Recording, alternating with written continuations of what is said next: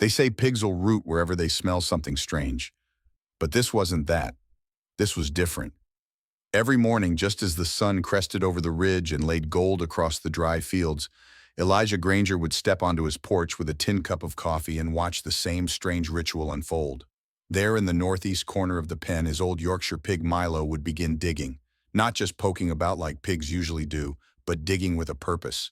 One hoof after another, slow, steady, day after day, always in the same exact spot, 3 feet deep and still going. At first, Elijah figured it was a mole, or maybe something long dead giving off a scent. He'd fill the hole in each evening only to find it scraped wide open by dawn. The pig would work until his snout was raw and bleeding, then lie beside the hole like he was mourning something no one else could see. It rattled Elijah in ways he couldn't name. He'd lived alone for 12 years now since his wife Maggie passed. Just him, the wind, the land, and the silence. That kind of quiet does things to a man, makes him notice small things, like the way the pig paused sometimes while digging, head-cocked, ears tilted as if listening to something under the ground. He tried moving Milo's feed, tried patching the fence. Nothing stopped the digging. And then one morning, the pig stopped digging altogether. But he didn't leave the hole. He just stood there stock-still staring at Elijah with those black, unreadable eyes, like he was waiting for the man to take the next step. That's when Elijah Granger picked up a shovel for the first time in years. And that's when everything changed. Because what he found down there, it wasn't just bones, it was the truth. A truth that had been buried for nearly 100 years under blood, under silence, under the name of a family that had built its good reputation on something rotten. And it took an old pig to dig it up. So now I ask you, what would you do if your own land whispered secrets back at you? If the animal you raised started unburying a murder no one ever spoke of, would you walk away or would you keep digging? Because what Elijah did next didn't just change a ranch. It changed everything. Stay with me. You'll want to hear how it ends. The next morning, Elijah Granger returned to the pig pen with an old shovel and a heaviness in his chest that matched the gray sky hanging low in the east. He didn't speak to Milo, just gave the pig a quiet pat on the head as he stepped over the fence. The pig backed away, giving him space, but never looked away. That stare, steady, imploring, felt like Milo was the one who'd been holding a secret too long and could no longer bear its weight. Elijah stepped into the hole. The earth was softer than he expected. Beneath the dry surface was a layer of silty clay and fine gravel, not the kind of soil common to this part of the ranch. "This dirt don't belong here," he muttered, driving the blade of the shovel into it. A faint scraping sound followed. For the first time in years, he didn't feel like the master of his land, more like a trespasser, unearthing something that was never meant to be disturbed. 3 shovels, 4, then 5. Milo stood frozen. Even Maisie, who normally squealed at any commotion, stayed quiet. The air felt thick. The only sound was Elijah's breathing. Then the shovel struck something softer than stone, but not a root. Elijah stopped cold. He knelt down and began brushing with his fingers. A scrap of faded blue cloth peeked through the soil. Not burlap, not tarp. Denim the kind folks used to sew coats with, sturdy to stand up against western winds. He touched it, then pulled back when his fingers grazed something smooth beneath it. Not stone, not wood. He dug more carefully now, his pulse pounding in his ears. Beneath the cloth was a curved shape bone, no mistaking it. Elijah exhaled shakily and sank to his knees. His hands trembled as he wiped away the remaining dirt, revealing part of a ribcage unmistakably human. He sat still for a long while. The pig snorted softly and stepped to the edge of the hole but didn't intrude. No rooting, no grunting, just watching like a sentry. Elijah Granger had buried livestock before, dug irrigation trenches, but never had he laid his hands on the dead of a man.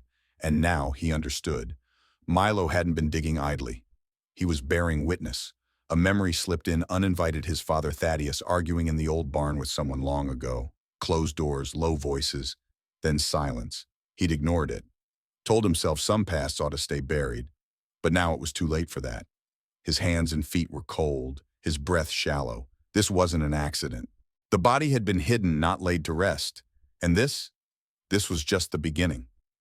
The wind picked up around noon, tugging at the edges of the old barn and whistling through the pines like it carried words too old to speak.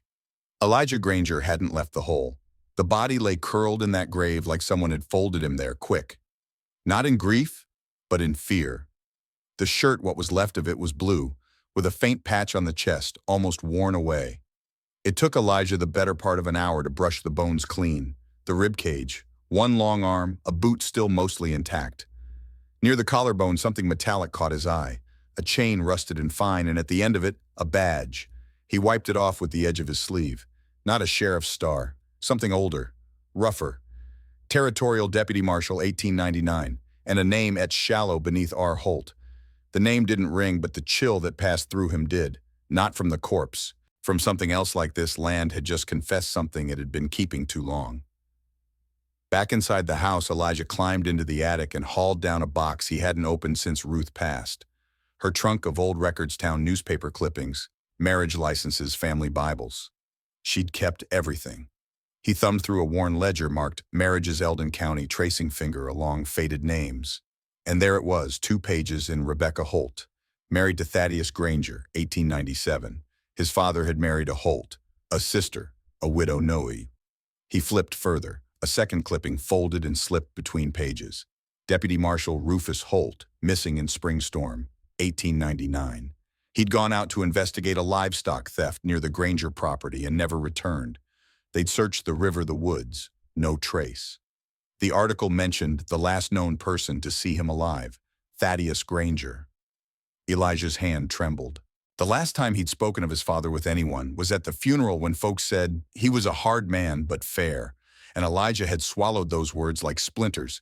But what if they weren't true? He took the badge from his pocket, turned it over again. It was heavy in his palm, heavier now with meaning. That night, Elijah brought a lantern out to the barn. The wind had died down. The air felt still. Milo was waiting by the door, not digging, not snorting, just watching again, like he was waiting for something to click into place. And then it did. On the back wall behind a loose board that Elijah hadn't touched since he was 10, he found something he never expected. A journal. Leather-bound, brittle with time. The handwriting was his father's, no mistaking it. Shaky in places, careful in others. He sat down on a hay bale, opened the first page, and read, April 3rd, 1899. Holt knows. He came asking too many questions. If you don't back off, I'll have no choice. By the 5th page, the words changed. The body's under the pen. Pigs won't let no one get to it. Ain't right what I done, but it's done. Elijah Granger set the book down with slow hands. He looked at Milo, whose eyes were soft in the lantern light. The pig didn't move, just blinked like he already knew what the journal would say. The truth had waited in silence for over 70 years. And now Elijah knew the truth wasn't only buried beneath his feet, it was sewn into the bones of his name. He looked down at the journal again. There were more pages, more confessions, and at the bottom of one entry, a single sentence that froze the air in his lungs. She saw. The little girl saw it all.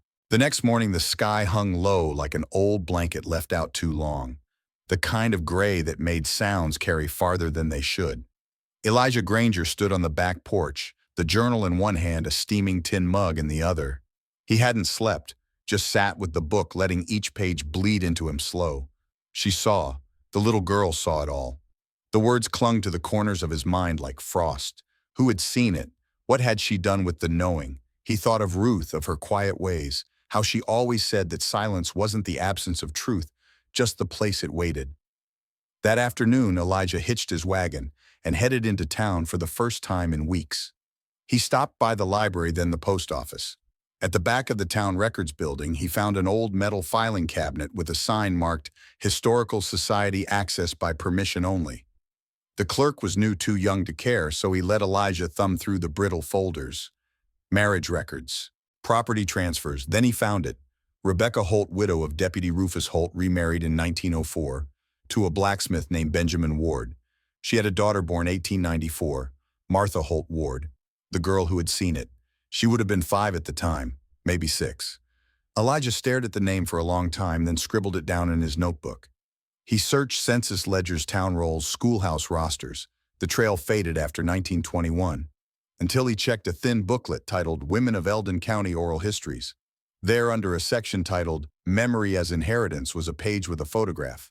A woman with high cheekbones and a look that could cut wood, Martha Ward Greaves. Born Martha Holt Ward, Eldon County. Interviewed in 1981 at a care home east of Dry Creek Ridge. A pull came over Elijah then. Like something from inside, Milo had passed through him. He packed what he needed. The badge, the journal, a photo of the grave. And he drove through winding dirt roads until he reached the edge of the ridgeline and found the care home, a squat stone building with peeling paint and wind chimes made from silverware. Inside, the nurse at the desk said, "She don't speak much now, but she's still sharp in the eyes." When Elijah stepped into the room, Martha was sitting in a wooden chair by the window watching a crow drink from a tin basin. Her eyes didn't turn when he entered, but when he stepped closer, something in her face flickered. She looked at him like she was seeing a ghost she'd been expecting for years. "You're a Granger," she said softly. "Not a question." Elijah nodded. "Yes, ma'am." She didn't speak again right away, just turned her gaze back to the window. "I was 5, she finally said. "They said he'd run off. My daddy. But I saw your grandfather, and that man with the crooked tooth. They told me it was a dream." Elijah sat beside her slow. "I found him," he said. "In the earth behind the pen." Milo wouldn't stop digging. Her lips trembled at the name. "The pig." He nodded. "Smartest animal I've ever known." Martha reached into the side table drawer and pulled out a crumpled envelope. Inside, a sketch. Childlike, but precise. 2 men by a hole. One with a shovel, one with a star on his chest. A pig in the corner. "I drew this the night they told me to forget," she whispered. Elijah felt something rise up in his chest, not anger, not grief, something heavier, like shared memory. "I've got the badge. And the journal," he said. "I knew you'd come," she said quietly. "You look just like your mother. Kind in the eyes." That made him blink hard. They sat in silence for a long time, listening to the wind. When he stood to leave, Martha touched his arm. "Don't bury it again," she said. "The truth, I won't." And he meant it. As he drove home through the dusk, the road felt less lonely. When he pulled into the yard, Milo was waiting by the fence, head tilted like he'd been watching the sun set alone. He snorted once and trotted beside the wagon, pressing his snout to Elijah's hand. For the first time in weeks, the pig didn't seem restless, just near. Inside, Elijah spread the evidence across the table. The journal, the drawing, the badge. And he realized this wasn't just about guilt. It was about repair. And maybe, just maybe, about letting the dead speak. The morning after he visited Martha, the light came through the kitchen window different. Not warmer, not colder, just changed somehow. Elijah Granger stood in the doorway watching Milo pace near the barn again. Not the pig pen this time.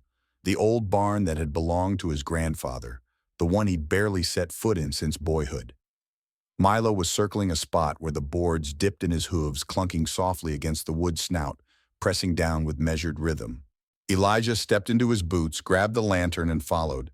The barn creaked when he opened the door, air like damp bread, dust dancing in the sun slants. Milo didn't wait. He moved straight to the corner and began pawing again. Elijah knelt, pressing his hand to the boards. The slats here were newer than the rest, different nails, different grain. He pulled a crowbar from the wall and pried one loose, then another. The smell that rose was sharp and metallic like old blood and rusted time. Under the floorboards, a square cavity. Inside it, a metal strongbox, weathered but still sealed. Elijah lifted it carefully and carried it out to the light. The lock gave after a few tries. Inside were layers, a revolver oiled and wrapped in linen, stacks of yellowed banknotes, bills from 1903, 1910, 1921, and a bundle of letters. The handwriting on the topmost envelope made his throat close. Ruth Granger, his mother. Elijah sat down in the dirt, opened the letter with hands that trembled. "If you're reading this, it means the secret didn't stay buried. It means the truth has teeth. Your grandfather wasn't just a rancher. He was a keeper of debts. He helped men disappear, took their silence and their blood and turned it into acres. The sheriff who went missing, his name was Malcolm Webb. He came here asking questions. He never left. I was 12 when I saw the hole they buried him in. I never forgot the smell. I begged my father not to go through with it. He said it was for the family, that men like Webb weren't part of the plan."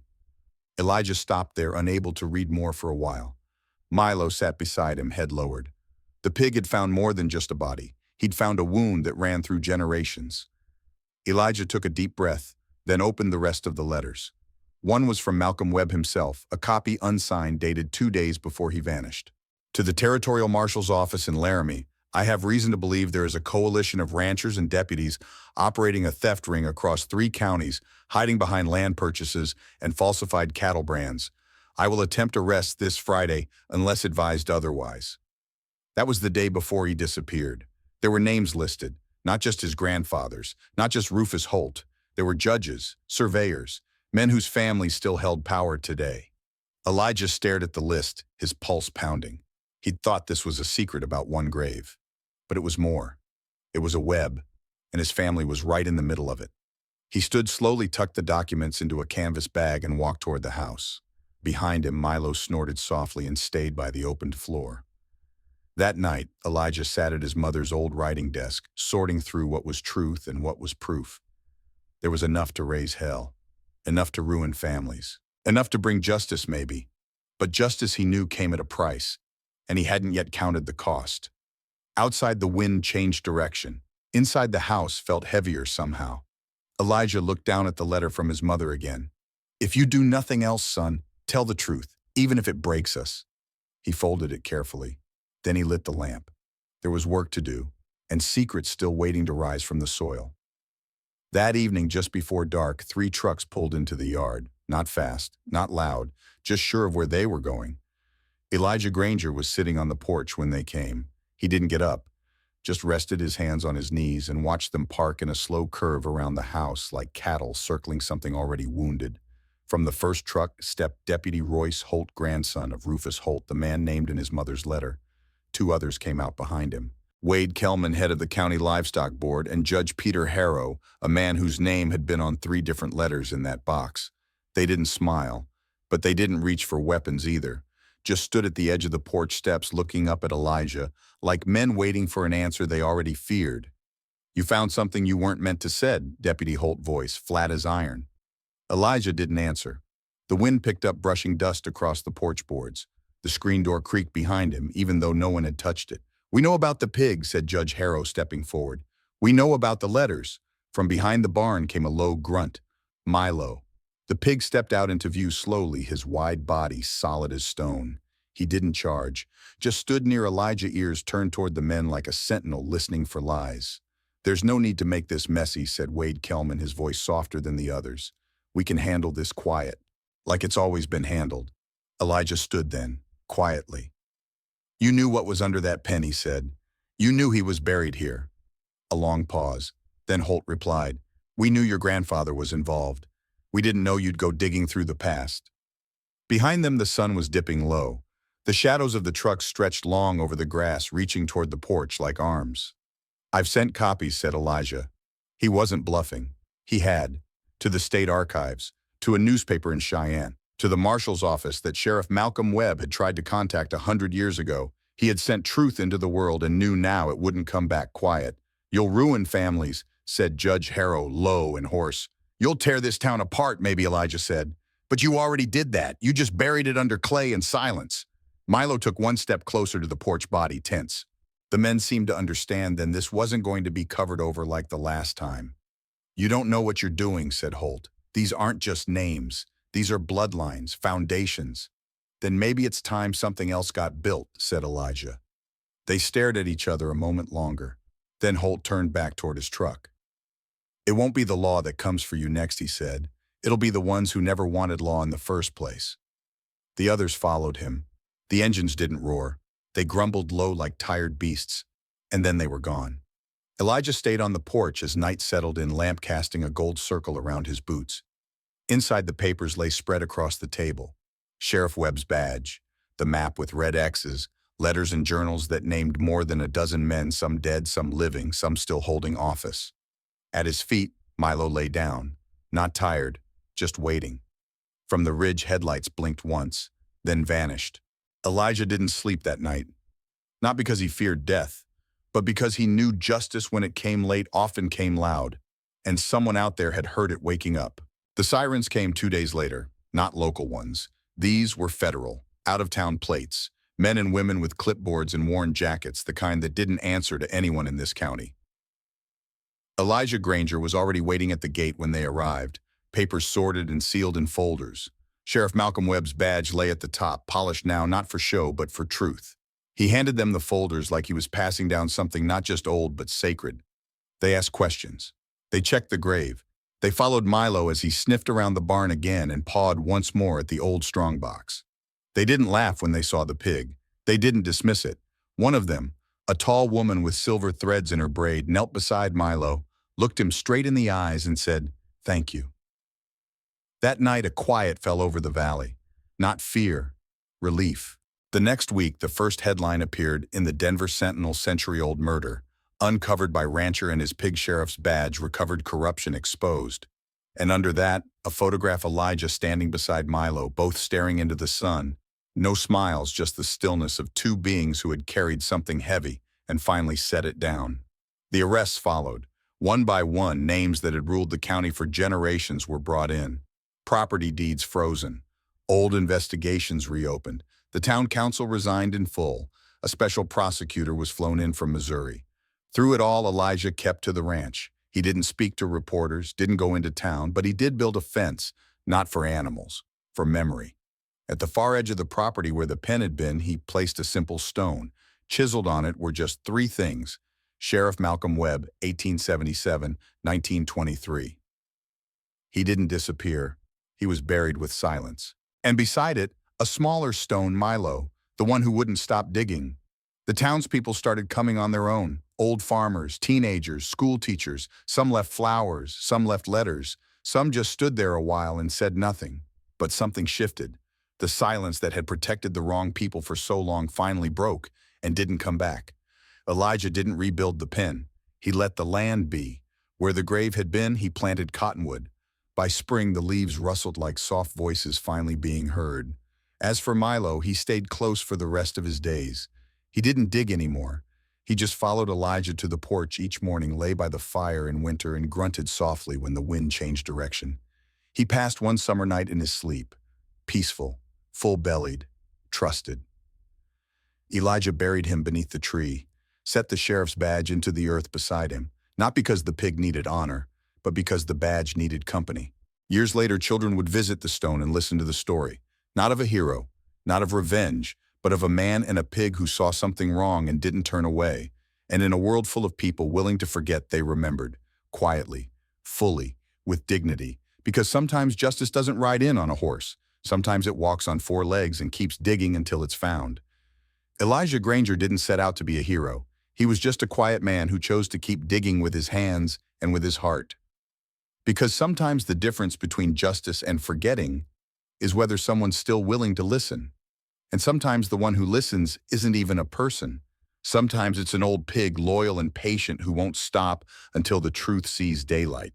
We don't always get to choose the legacy we inherit, but we do get to choose what we do with it. And that choice, that's what makes a man. If this story moved you, if it made you feel something quiet but strong, I hope you'll consider subscribing to None Wild West Saga, where we share stories that matter, stories that heal, and stories that remind us that goodness still lives in the everyday. Leave a comment below. Would you have kept digging or let it stay buried? And tell us, would you like to hear more stories like this one? More about justice, loyalty, or the quiet kind of love that stays, because we've got more to share. And we'd be honored to share them with you.